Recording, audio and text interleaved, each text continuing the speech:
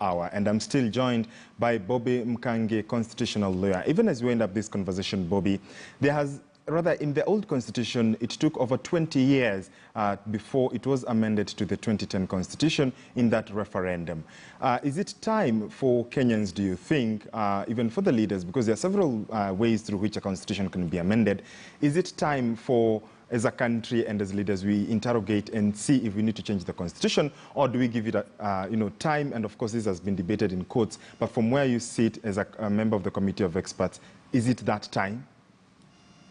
Well, as Kenyans know, the Constitution does not prescribe a time when it can be amended. First of all, just to mention that the previous Constitution had been amended, many times, over 30 times, in its 40-odd years.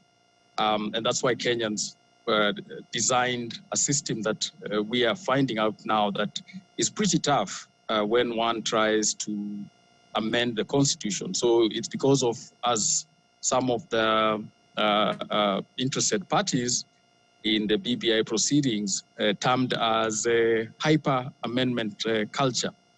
And so the timing of amending the Constitution, or what some people may prefer to term as a constitutional moment, is determined by the reasons. The reasons why, and particularly if the issues that are recommended will go into improving the stature of the Constitution, will go into ensuring that the rights of Kenyans are better protected. And I think with the various ways of doing it, through Parliament and through popular initiative, and with the guidance that the High Court and with the presence of the Appeals Court delivered, that we need to be guided by the impact of the proposed amendments onto the basic structure. Yeah, indeed. Thank you so much. Indeed. So I think with this guidance, if Kenyans, any Kenyan, sorry? Go on.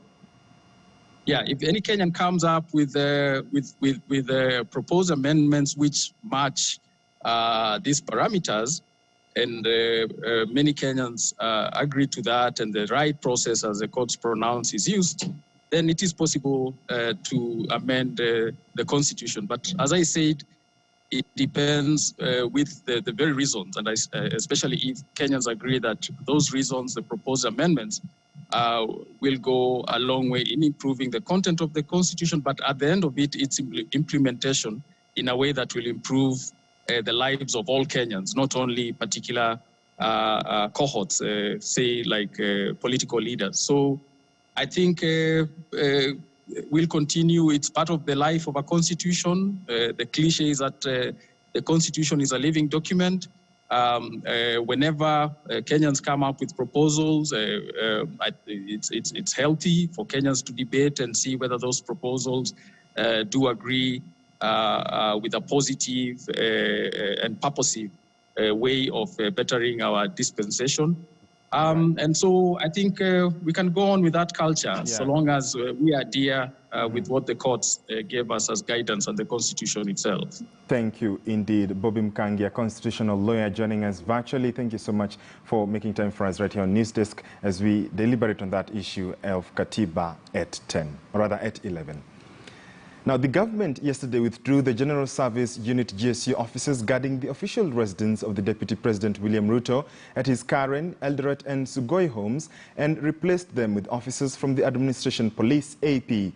The officers were replaced Thursday afternoon without the knowledge of the Deputy President, forcing his spokesperson David Mugonyi to cry foul over the move. The changes come 2 days after President Uhuru Kenyatta challenged his deputy to resign if he was dissatisfied with the